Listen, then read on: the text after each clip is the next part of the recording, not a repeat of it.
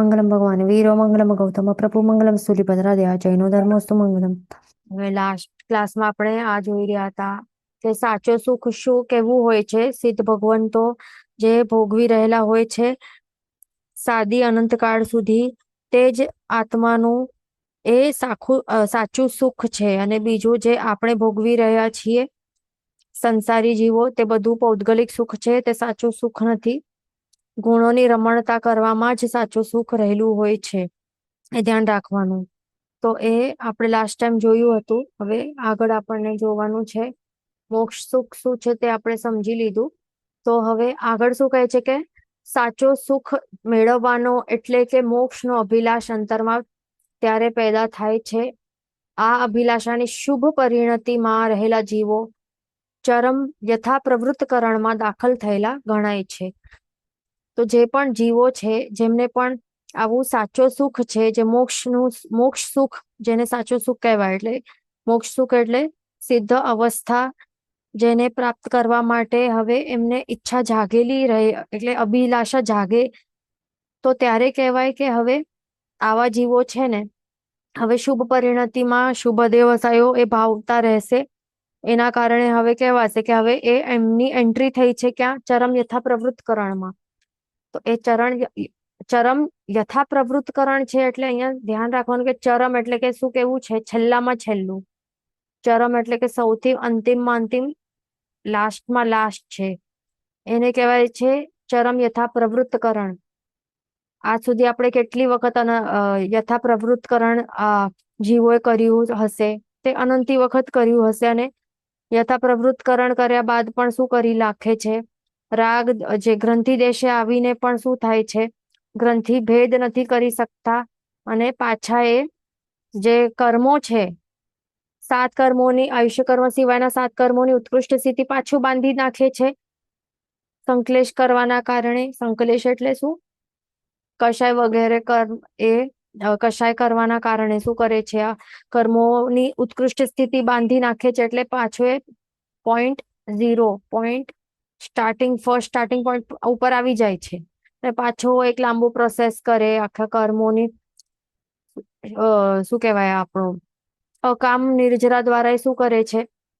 ધીરે ધીરે ધીરે એકદમ લાંબુ કાળે કર્મોને પછી ઓછો ઓછો કરતા કરતા કરતા કરતા નદી ગોળ ગોળ ન્યાયથી ઓછો કરતા કરતા પછી પાછો એ આવે. પછી કર્મોની સ્થિતિ ઓછી કરે, કેટલી અંતકોડાકોડી સાગરોપમ જેટલી, અને ત્યારે પછી એ પાછો આટલી મહેનત કરીને ગ્રંથિ દેશે આવે. એટલે કહેવાય કે યથા પ્રવૃત્તકરણ કરે છે. અને જો એ ફરી પાછો એ ગ્રંથિ ભેદ નહીં કરે તો પાછો 0. એટલે આવું આ ચક્ર જે છે ને, ગોલ ગોલ સર્કલ, એમાં ફર્યા કરે ફર્યા કરે ફર્યા કરે. એટલા માટે કહેવાય કે અનંતી વખત જીવોએ યથા પ્રવૃત્તકરણ કરેલ છે. અને એ જે ચક્રવ્યૂહ છે એમાંથી બહાર નીકળી શકતા નથી, બીકોઝ રાગ દ્વેષની જે તીવ્ર ગાંઠ છે એ તોડી શક્યા નથી.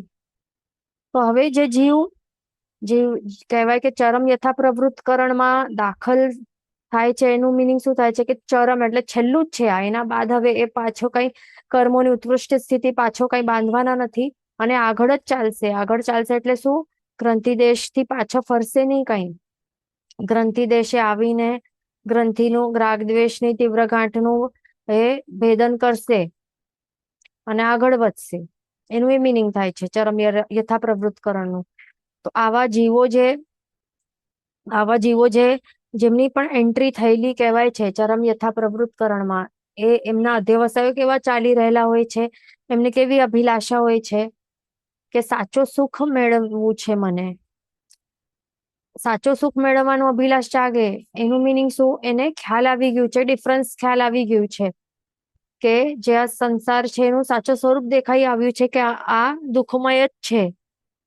અને એમાં જે પણ સુખ આપણને ભ્રમ થાય છે સુખનું, કે મને સુખની અનુભૂતિ થાય છે, કોઈ પણ જે પણ શુભ કે અનુકૂળ એવા હોય છે ને પૂતગલો, શુભ કે અનુકૂળ પૂતગલોના ભોગવટા દ્વારા આપણને જે પણ આપણે અનુભવી રહ્યા છીએ ને, તો એ કઈ સાચું સુખ નથી. એ બધું માત્ર ભ્રમ છે અને દુઃખનું ઉપચાર રૂપ છે. એટલે દુઃખની માત્રા ઓછી થાય છે તો આપણે લાગે હાશ, રિલીફ ફીલ થયું કે હા સુખ ફીલ થાય છે, પણ સાચે તે સુખ એ સાચું સુખ નથી. એ શું છે? એ ફિલિંગ શું છે? એ ફિલિંગ નું નામ છે કે જે દુઃખની માત્રાથી ને ઘણી વધારે હતી, 100% હતી, એ આપણે કઈક ઉપચાર કર્યો, ગરમીમાં એસી ચાલુ કર્યો એટલે આપણે દુઃખનો આપણે કોઈક સોલ્યુશન ઓછો કરવાનું સોલ્યુશન કાઢ્યું છે. એટલે દુઃખની જે 100% માત્રા થઈ રહી હતી ગરમીના દુઃખની, એ ગરમીના દુઃખને આપણે ઓછો કર્યો છે. એને આપણે 20% એટલે સમજો કે 80% ઘટાડીને 20% કરી દીધું છે. એટલે આપણે ખાલી શું કર્યું છે? ઉપચાર કર્યું છે. એટલે જે દુઃખનું જે તકલીફ હતી એ પીડાને ઓછી કરી છે, અને એ પીડા ઓછી કરી છે એને આપણે સુખનું નામ આપી રહ્યા છીએ કે અરે હા.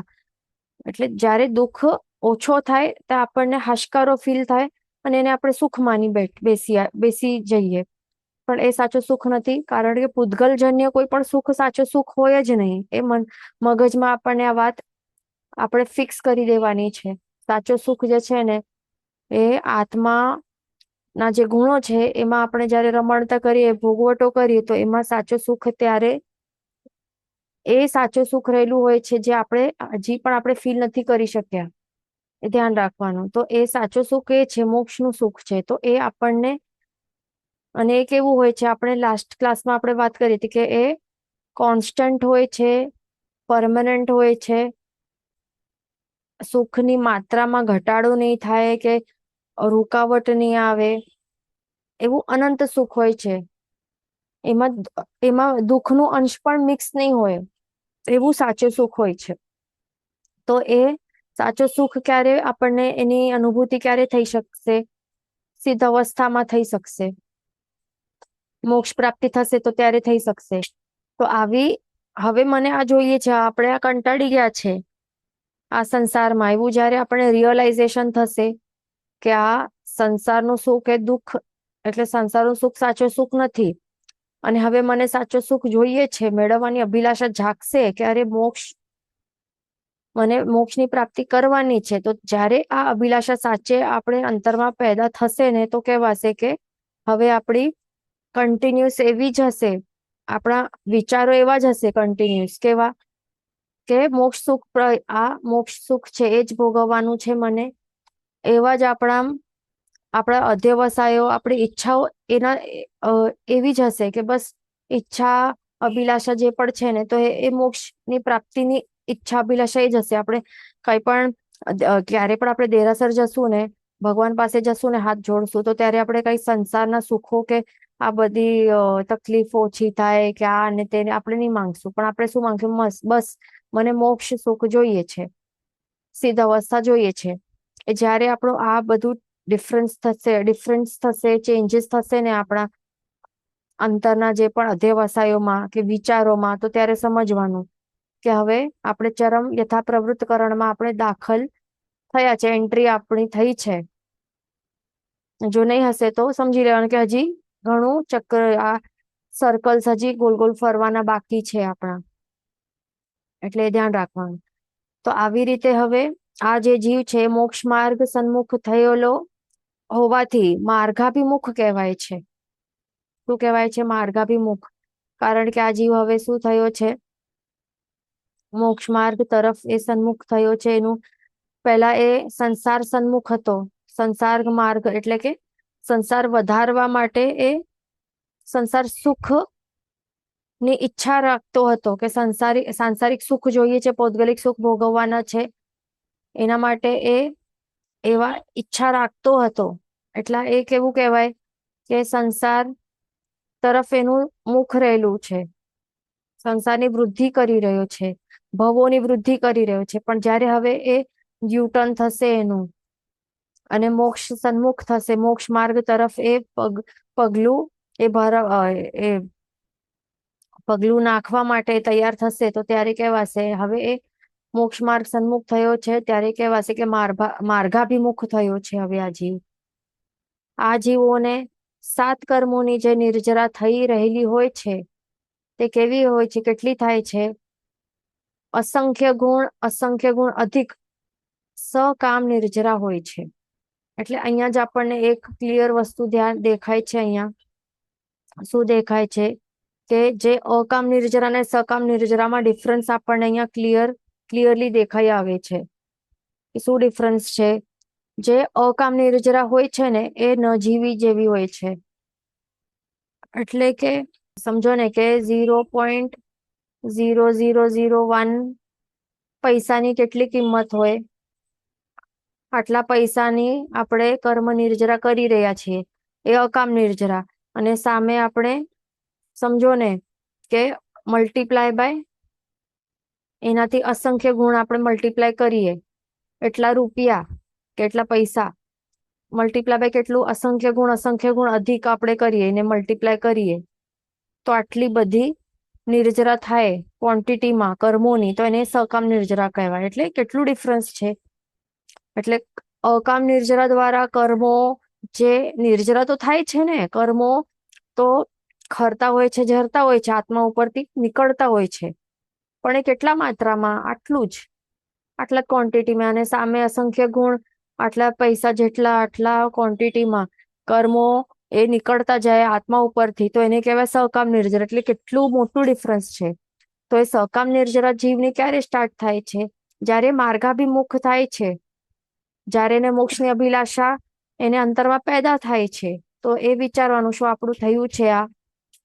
તો આપણી સકામ નિર્જરા હવે સ્ટાર્ટ થઈ છે. જો હજી પણ આપણે માંગતા રહેશું ને સંસાર સુખ જોઈએ છે, આ કમ્ફર્ટ એશારામ જોઈએ છે, આ પદવી વગેરે, આ પૈસા જગ્યા જમીન એ બધું જોઈએ છે, એ ચાલુ હશે ને તો સમજી લેવાનું હજી આપણે શું કર્મો બાંધી રહ્યા છીએ અને આપણે માર્ગાભિમુખ નથી થયા. એ ખાસ ધ્યાન રાખવાનું. તો જે માર્ગાભિમુખી જીવ હોય છે, 7 કર્મોની નિર્જરા જે એમની જે ચાલી રહેલી હોય ને, એ સકામ નિર્જરા પણ કેટલા અસંખ્ય ગુણ અધિક એ ચાલતી હોય છે. એટલે સ્પીડ વધી જાય છે નિર્જરાની, ક્વોન્ટિટી વધી જાય છે, એવી હોય છે સકામ નિર્જરા. સકામ નિર્જરા એ જ મોક્ષ અપાવનારી હોય છે, પણ આપણને ખાસ ધ્યાન રાખવાનું, અકામ નિર્જરા મોક્ષ અપાવનારી નથી કઈ. એ તો માત્ર શું કરશે? અકામ નિર્જરા નું એન્ડ રિઝલ્ટ શું છે? અકામ નિર્જરા શું કરાવશે આપણને કરાવીને? તો એ માત્ર શું કરશે? અંતકોડાકોડી સાગરોપમ સુધી પહોંચાડશે, પણ એના માટે પણ કેટલા વર્ષો, કેટલા ભવો, કેટલો એ કાળ, અનંતો કાળ એ કાઢી નાખશે. આટલી સ્લો પ્રોસેસ છે. એટલે આપણને વિચારવા જેવું છે કે અકામ નિર્જરા તો હાઈવે વાળું આપણે ઘણી વખત કર્યું છે, પણ હવે આપણને સકામ નિર્જરા ચાલુ કરવાની છે જીવનમાં. આગળ કહે છે કે જે જીવોને મોક્ષની ઈચ્છા થાય છે, તે જીવોનો અધ્યવસાય પ્રણિધાન રૂપ કહેવાય છે. એમ ષોડશક પ્રકરણમાં પૂજ્ય હરિભદ્ર સુરીજીએ જણાવ્યું છે. પ્રણિધાન રૂપ અધ્યવસાયના કારણે આ ભવ્ય જીવો ઈચ્છા યોગમાં પ્રવેશ થયેલા કહેવાય છે. ઓકે, તો અહીંયા શું કહે છે કે જે પણ જીવોને મોક્ષની ઈચ્છા હવે સ્ટાર્ટ થાય છે ને, અંતરમાં અભિલાષા એ જ રમતી હોય છે, તો આવા જીવોને શું કહેવાય છે?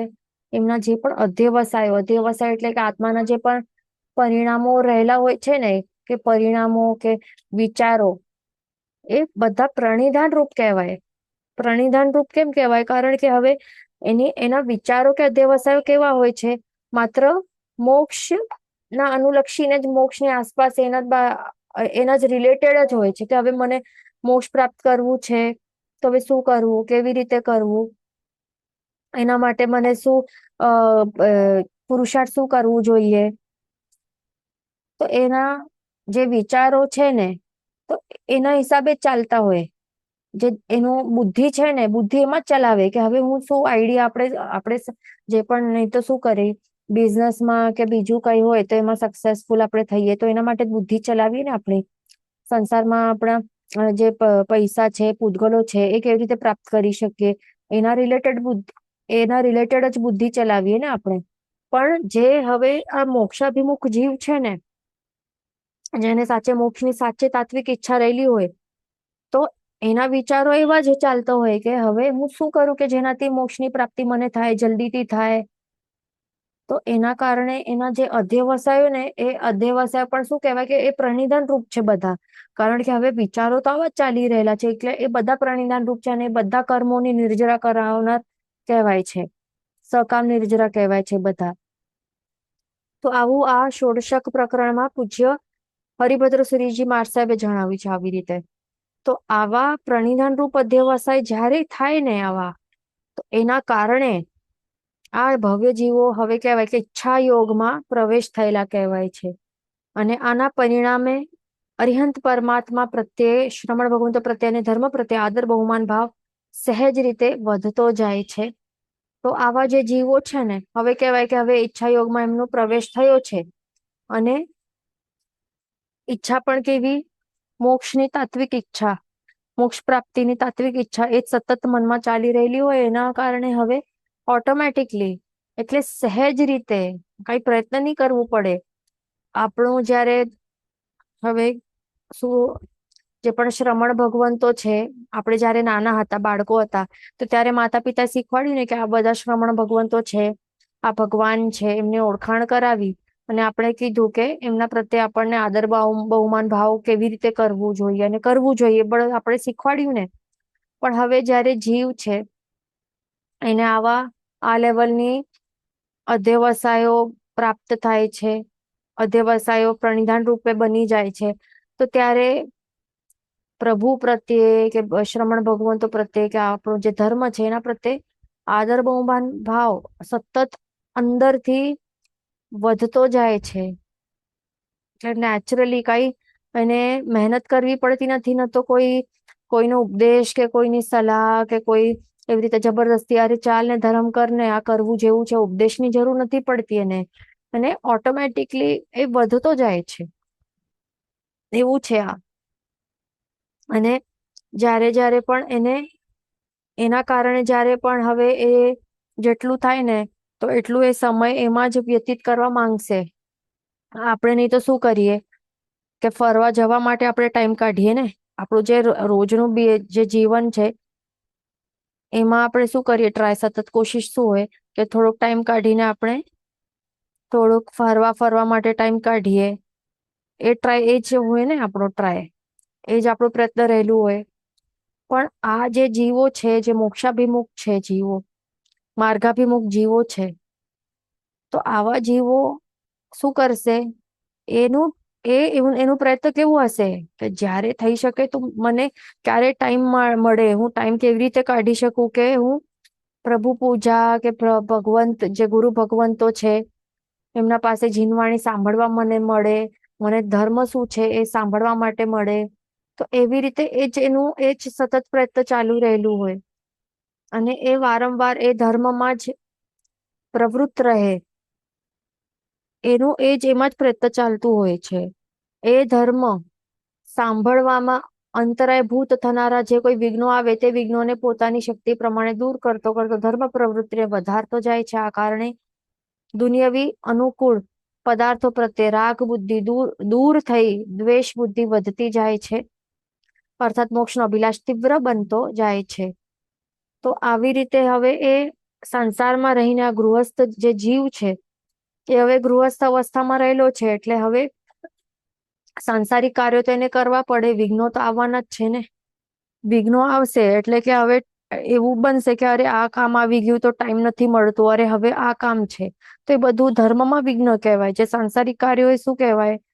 સિમ્પલ વર્ડ્સમાં કહેવાય કે સાંસારિક કાર્યો એ બધા ધર્મ કાર્યમાં આવતા વિઘ્નો છે. તો આવા વિઘ્નો છે એને એ પોતાની શક્તિ પ્રમાણે દૂર કરતો જાય છે. કે એને પોસ્ટપોન કરી નાખ્યું કોઈ એવું કાર્ય છે, જે સાંસારિક એવું કાર્ય છે જે આટલું ઇમ્પોર્ટન્ટ નથી કે આવી વસ્તુ છે, તો એને એ પોસ્ટપોન કરે, કેન્સલ કરે. આવી રીતે કરીને શું ટ્રાય કરે કે ધર્મ પ્રવૃત્તિને વધારતો જાય છે. સવાર સાંજ પ્રતિક્રમણ છે, એ જ ટાઈમમાં બીજા કોઈ કામ હોય તો એને શિફ્ટ કરી નાખે સ્કેડ્યુલમાં, કે કેન્સલ કરે કે કેવી રીતે કંઈક ને કંઈક એવા ઉપાયો કાઢે. એક્ઝામ્પલ તરીકે કે પૂજા હોય છે કે જીનવાણી શ્રવણ છે કે સામાયિક કરવાનું છે કે પૌષધ ક્યારેક કરવાનું છે, એ બધી વસ્તુઓ માટે હવે એ વધારવાનું એ પ્રયત્ન કરે. અને આ કારણે જે પણ દુનિયાના જે પણ અનુકૂળ પદાર્થો છે એના પ્રત્યેને રાગ બુદ્ધિ દૂર થશે. એટલે જે પણ અનુકૂળતા આપનારા જે આપણને લાગે ને કે અરે આ તો આ પર્ટિક્યુલર પૂતગલો છે એનો ભોગવટો કરશું તો સુખનો જે ભ્રમ થાય છે તો એ બધું વસ્તુઓનું શું કહેવાય, અનુકૂળ કહેવાય.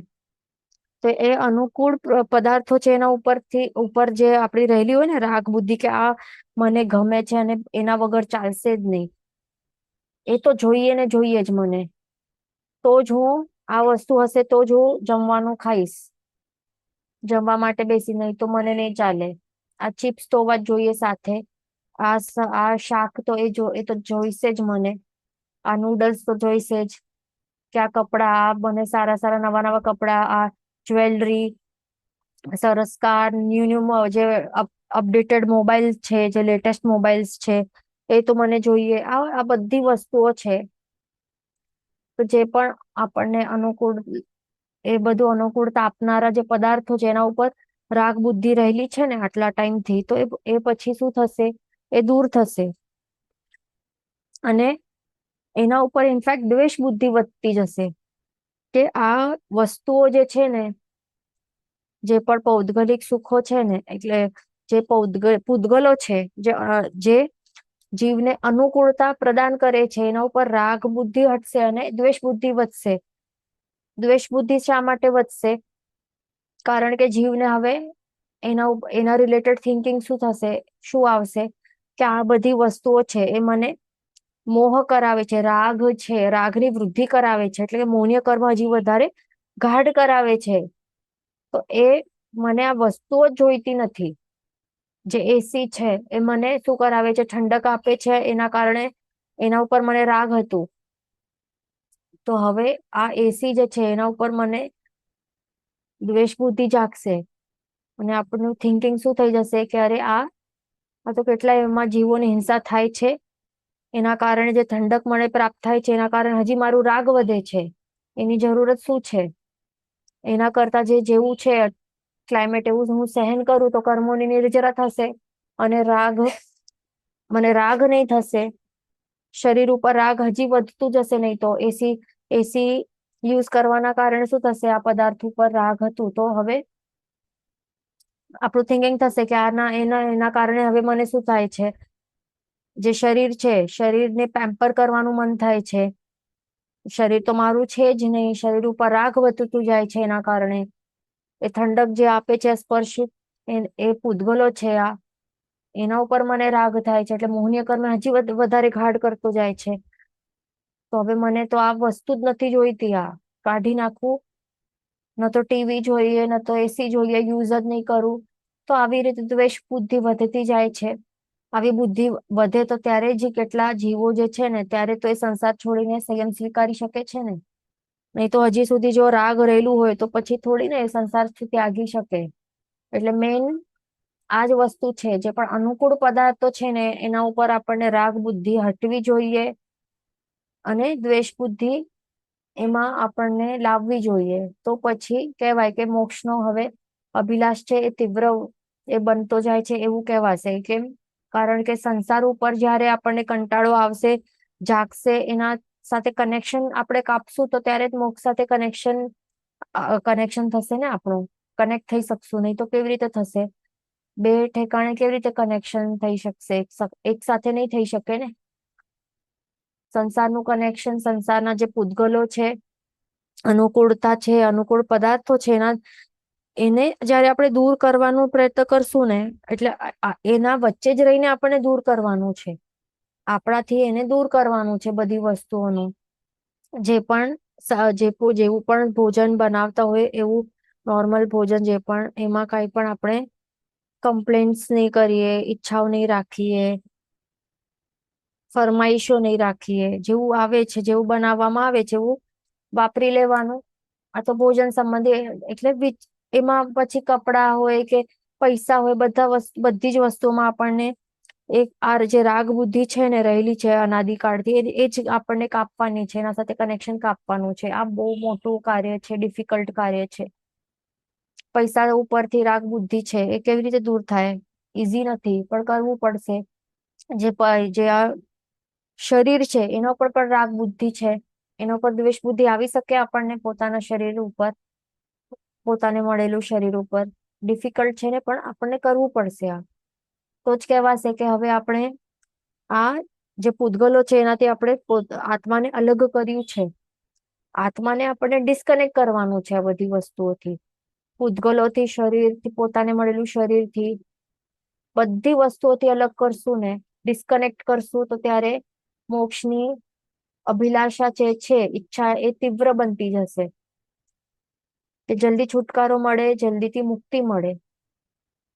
તો આ અધ્યવસાય વાળા જીવોને હવે કે શું કહેવાશે? માર્ગ પતિત પરિણામ વાળા કહેવાય છે. આવો અધ્યવસાય જયારે જાગશે તો કહેવાશે કે માર્ગ પતિત પરિણામ વાળા આપણે થયા. તો આવી રીતે કે શું કહે છે? માર્ગ પતિત એટલે કે માર્ગમાં રહેલો, માર્ગ પતિત પરિણામથી વારંવાર પ્રવૃત્તિ કરતા માર્ગને વિશેષ રીતે જાણતો થાય છે, તેમજ પ્રવૃત્તિ વધારવાની ભાવના પણ પ્રબળ થાય છે. માર્ગ પતિત એટલે કે શું? કે હવે આ માર્ગમાં આવી ગયો છે, ચડી ગયો છે. પહેલા તો શું માર્ગાભિમુખ થયું, એટલે કે એનું માત્ર એ સન્મુખ થયું, એના સામે ફેસ કર્યું છે. સંસાર સન્મુખ હતો, એ હવે ટર્ન કરીને હવે ક્યાં થયો છે? મોક્ષ સન્મુખ થયો છે. એટલે માર્ગાભિમુખ થાય પછી એ માર્ગ પતિત થાય, એટલે કે હવે માર્ગમાં આવી ગયો છે જીવ. અને આવા પરિણામો જયારે આવે, માર્ગ પતિત પરિણામ વાળું જયારે આ જીવ થાય છે, એટલે કહેવાય કે મોક્ષની હવે તીવ્ર અભિલાષા એને જાગી ગઈ છે. અને એમાં હવે જે આ મોક્ષ માર્ગ છે એને હજી એકદમ ડીપ રીતે એ સમજવા માટે એ કોશિશ કરે છે, અને સમજી વિશેષ રીતે જાણતો થાય છે.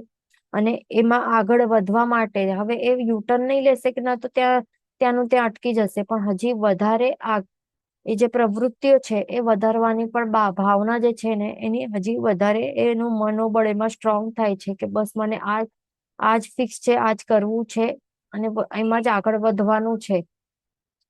મોક્ષની તીવ્ર અભિલાષા જાગી છે, જલ્દીથી જલ્દી મળે, બસ એ જ ચાલતું હોય. ત્યારે એ શું કરે? પોતાની શક્તિ મુજબ ભગવાનના માર્ગને અનુસરનારી બુદ્ધિ પ્રાપ્ત થતા પરિણામની સ્થિરતા મેળવતો જાય છે. આ પોતાની શક્તિ મુજબ એ શું કરશે?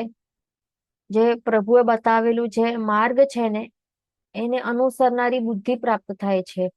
એટલે કે પ્રભુ એ જે પણ માર્ગ આપણને બતાડ્યું છે કે આવી રીતે આપણે કરવું જોઈએ અને આ વસ્તુ નહીં કરવી જોઈએ, તો આવી ટાઈપની એ બુદ્ધિ, એવા ટાઈપની બુદ્ધિ એટલે કે થિંકિંગ, કે માન્યતા એને પ્રાપ્ત થાય છે. હવે એના કારણે હવે એના પરિણામોમાં સ્થિરતા આવી જાય છે. નહીં તો પહેલા એ સંકલ્પ વિકલ્પો ચાલતા હતા, વિચારો ચાલતા હતા કે શું છે, શું નથી, શું કરવું જોઈએ, શું નહીં કરવું જોઈએ. પણ હવે એ જીવને હવે પ્રભુના માર્ગને જાણતો થાય છે, વિશેષ રીતે જાણતો થાય છે.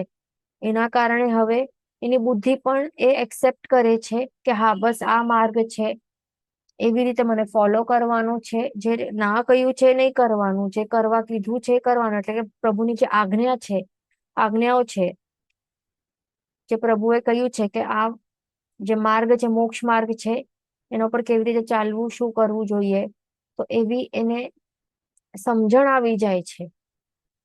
એના કારણે એના જે સ્થિરતા પ્રાપ્ત થાય છે, અને આ સ્થિરતા પ્રાપ્ત થતા પોતાના અંતરમાં સહેજ રીતે ભાવ થાય છે કે જે સુખની મને ઝંખના છે, તે સુખ મારા પોતાના અંતરાત્મામાં રહેલું છે. એટલે આવી સ્થિરતા એને પ્રાપ્ત થવાના કારણે હવે ઓટોમેટિકલી સહેજ રીતે એને ભાવ થાય છે કે અરે, મને જે સુખ હું શોધી રહ્યું છે આટલા ટાઈમથી, કે મને સુખ જોઈએ, સુખ જોઈએ, સુખ જોઈએ છે, તે હું સંસારમાં જોઈ રહ્યો હતો, સંસારના પૂતગલોમાં શોધી રહ્યો હતો, પૂતગલોના ગુણધર્મોમાં શોધી રહ્યો હતો.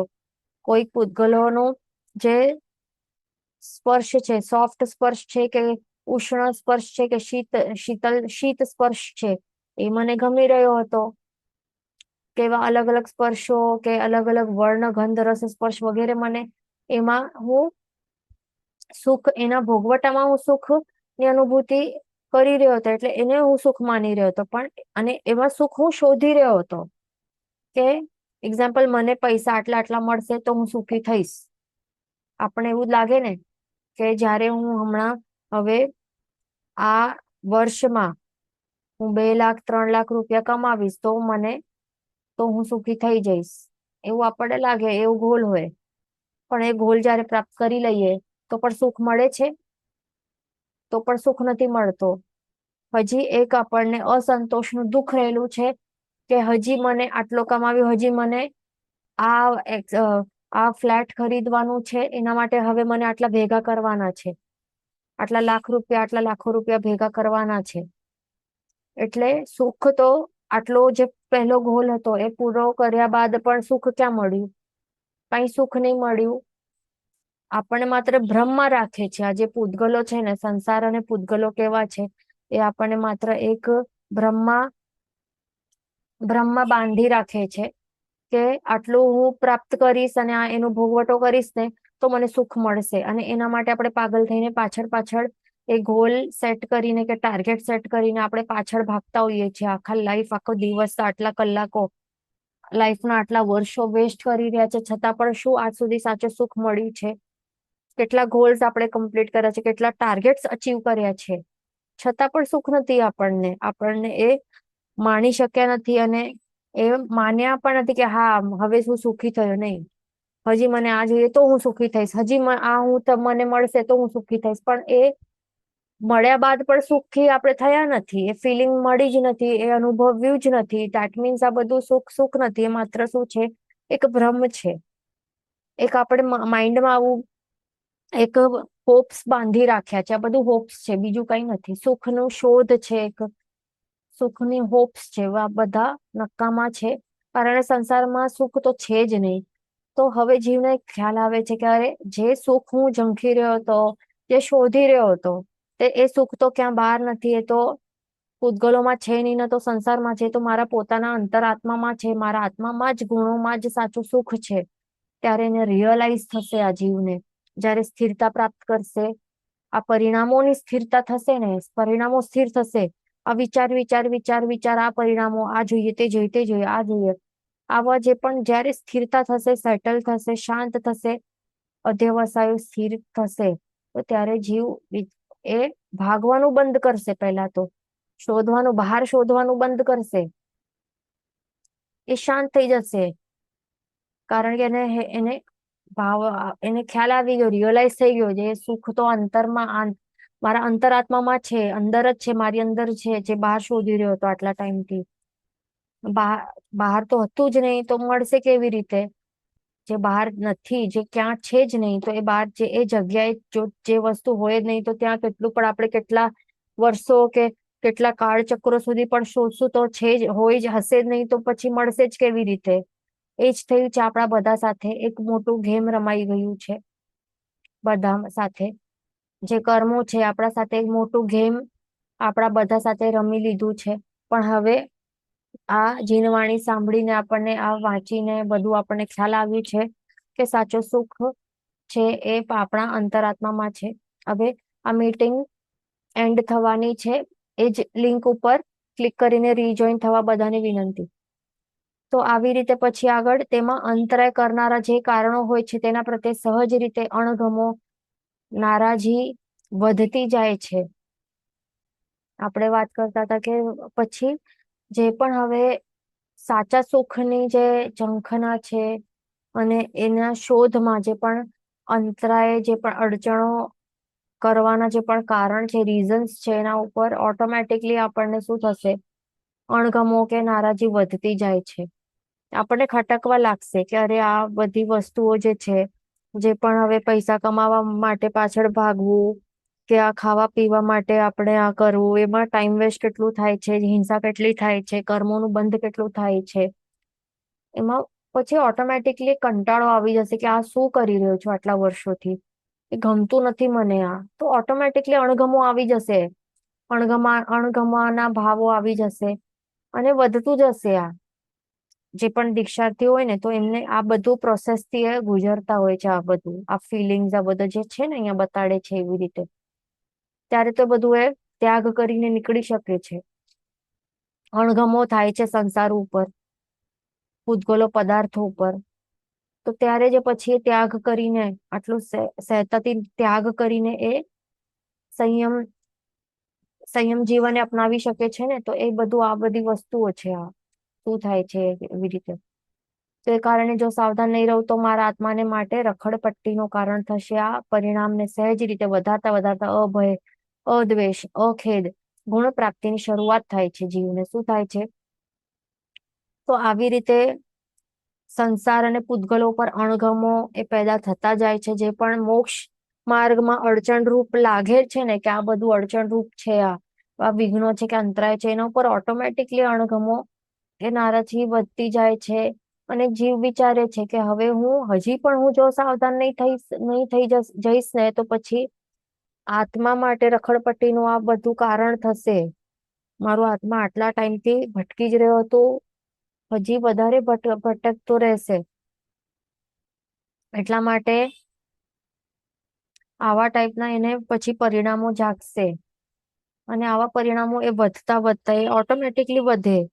અને એના કારણે અભય, આવા જે બધા ગુણો છે ને, અભય, અદ્વેષ, અખેદ, એવા ટાઈપના ગુણોની પ્રાપ્તિની શરૂઆત હવે જીવને સ્ટાર્ટ થાય છે. એટલે અભય એટલે કે હવે જે પણ ભય હતા ને, 7 પ્રકારના ભય હોય.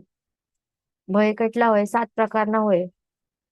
એક તો હોય આજીવિકા ભય હોય, એક તો મરણ ભય હોય, પછી એક્સિડન્ટ અકસ્માત વાળા ભય હોય, યલોક પરલોક ભય હોય ને. આ બધા ભય આ શું હોવા જોઈએ? આપણને નહીં હોવા જોઈએ, થવા જ નહીં જોઈએ. જે પણ જીવ માર્ગ પતિત જીવ છે, જે આગળ વધી રહ્યો છે મોક્ષ માર્ગમાં, એને આવા ટાઈપના ભય તો હોવા જ નહીં જોઈએ. આપણને વિચારવું જોઈએ કે આપણને છે શું આવી જે પણ આ જે વસ્તુઓ છે, શું આપણને ભય પમાડે છે?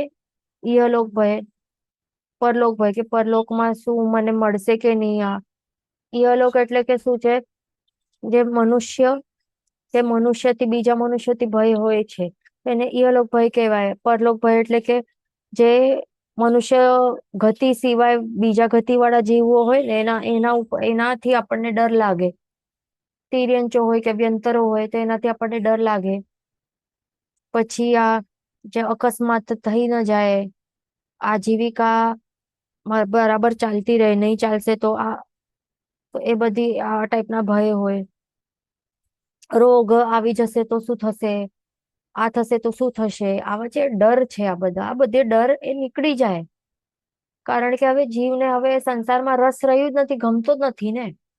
એને મોક્ષ ગમે છે. મોક્ષની અભિલાષા એ વધતી વધતી વધતી જાય છે. એના માટે હવે આ જે ભયના જે 7 કારણો છે ને, એનાથી ભય જ નહીં લાગશે. જે સંસાર જેને ગમતું હોય ને, જેને હજી વધારે આ સંસારમાં રહેવું છે, જલ્દીથી મરવું નથી, છોડવું નથી. આજે હમણાં એને પૈસા, પદવી, જે પણ હમણાં એને મળ્યું છે ને, એ જલ્દીથી છોડવા માટે એને ગમતો નથી. એટલે એને શું ઈચ્છા હોય કે મને જે પૈસા મળ્યા છે ને, એ એવા જ આટલા જ રહેવા જોઈએ, અને હજી વધવા જોઈએ. એ મારાથી દૂર નહીં થવા જોઈએ. આ પદવી તો રહેવી જ જોઈએ. આ પદવી ચાલી નહીં જાય. કે આ બધે આટલા બધા ભય રહેલા હોય, કારણ કે એને સંસાર ગમે છે, પૂતગલો ગમે છે. એટલા માટે આટલા 7 ટાઈપના બધા ભયો રહેલા હોય એના જીવન આત્મામાં. પણ મોક્ષાભિમુખ જીવ છે, એટલે જે માર્ગ પતિત જીવ છે, જે આગળ વધી રહ્યો છે, તો એને આવા ભયો જ નહીં હોય ટાઈપના. એટલે અભય એ ગુણ પ્રાપ્તિની શરૂઆત હવે એના જીવનમાં સ્ટાર્ટ થાય છે. શું ડરવું? અકસ્માતથી શું ડરવું? જો કર્મમાં લખેલું હશે, એટલે કર્મ બાંધ્યું હશે મેં, તો આવું થશે જે થશે.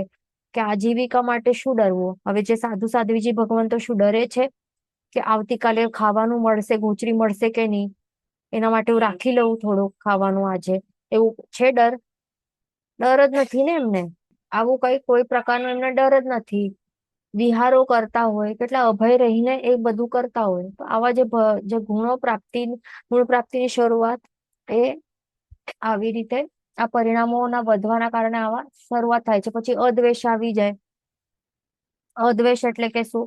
એટલે જે મોક્ષ છે એનું અદ્વેષ, મુક્તિ અદ્વેષ બરાબર છે. આ તો મોક્ષ, હજી સુધી આપણને મોક્ષ છે કે ગુણો છે, આત્માના જે ગુણ છે, એના ઉપર દ્વેષ ભાવ રહેલું છે જીવોને. કે જે પણ ગુણો છે ને, એને ગમતા નથી.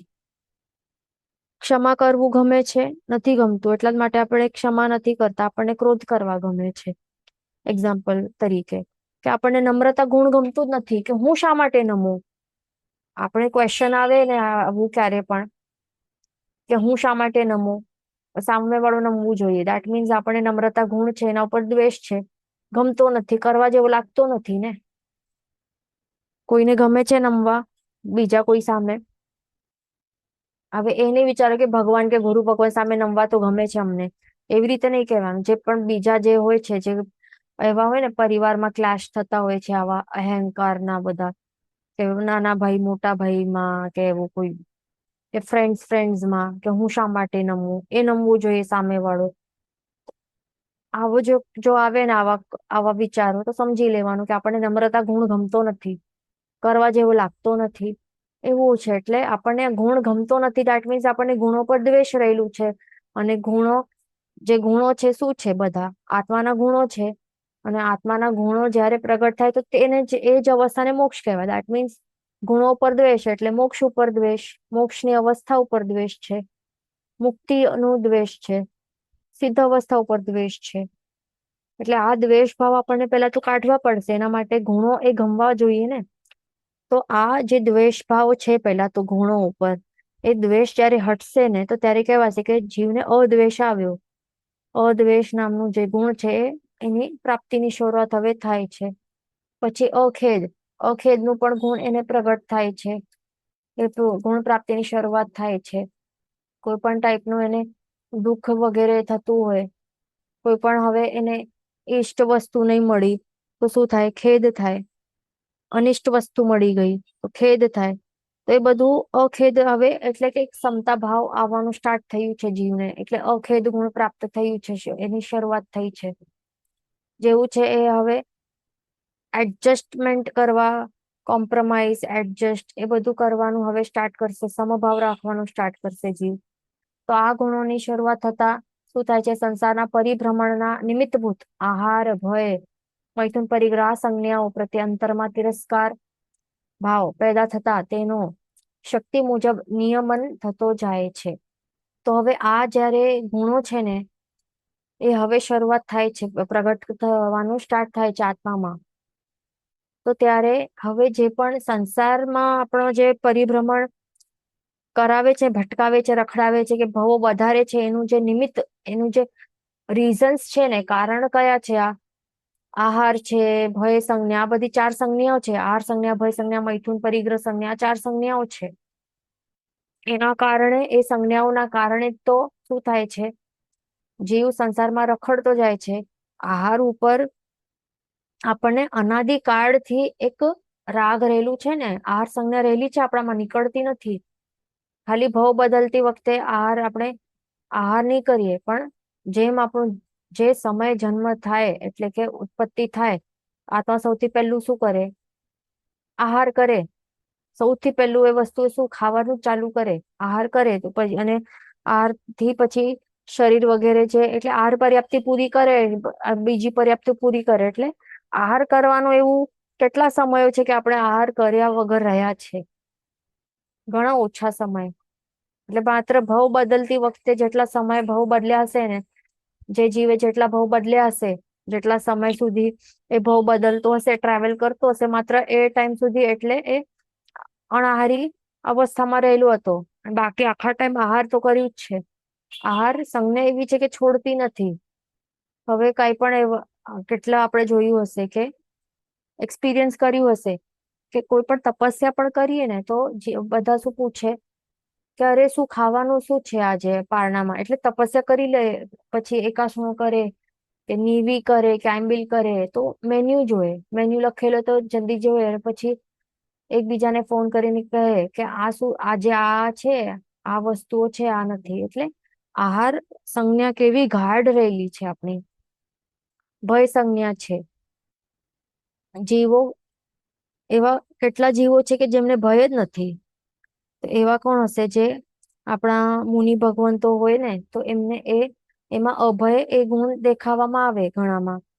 પણ આપણા ગૃહસ્થોમાં તો ભય સંજ્ઞા કેટલી છે, કે કેટલી જોરદાર છે. આપણે ભય સતત એ કન્ટિન્યુ એ સતાવી રહેલો હોય, કે પૈસા તો મને જોઈએ નહીં તો હું શું કરીશ, પૈસા ન હશે તો શું કરીશ, એ તો કમાવું જ પડશે ને આ ને તે. આ તો એક્ઝામ્પલ છે, હજી કેટલાક અલગ અલગ ભય છે બધા વસ્તુઓના. રોગ થવું નહીં જોઈએ, થશે તો શું કરીશ, આ ને તે. આવા આટલા ડર સતાવી રહેલા છે. એટલે ભય સંજ્ઞા પણ આપણામાં છે, પણ આ જે તિર્યંચોમાં પણ કેટલું છે, નારકીઓમાં કેટલી છે, દેવતાઓમાં પણ કેટલી છે. આપણને લાગે કે દેવતાઓમાં નહીં હશે ભય સંજ્ઞા, એમનામાં પણ હોય કે મારી જે દેવી છે એને કોઈ ઉપાડીને લઈ ન જાય, હવે 6 મહિનાનું જે આયુષ્ય બાકી છે, પછી મારું શું થશે, આવા તિર્યંચ ગતિમાં જવું પડશે મને. એટલે કેવા કેવા દેવતાઓને પણ ભય હોય. મૈથુન સંજ્ઞા છે, અનાદિ કાળથી જીવોને. પરિગ્રહ સંજ્ઞા છે, બસ ભેગો કરવાની. આ બધી સંજ્ઞાઓ કહેવાય કે આદતો એકદમ ગાઢ આદતો કહેવાય.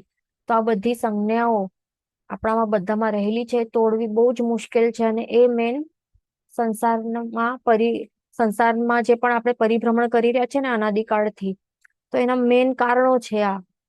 તો એના ઉપર હવે જીવને શું થશે, તિરસ્કાર ભાવ પેદા થશે. અને શક્તિ જેટલી શક્તિ હશે એના હિસાબે એ શું કરશે, એનું નિયમન કરતો જશે. એટલે હવે ઓછો તોડવા માટે પ્રયત્ન કરશે, ઓછું ઓછું કરવાનું એ ખાસ પ્રયત્ન કરશે એના માટે. અહીંયા સમય થવા આવી છે, નેક્સ્ટ ક્લાસમાં આપણે કન્ટિન્યુ કરશું. જીન વચન વિરુદ્ધ બોલાય તો મિચ્છામિ સર્વ મંગળ માંગલ્યમ સર્વ કલ્યાણ કારણ પ્રધાન સર્વ ધર્માણમ જૈનમ જેતિ શાસનમ.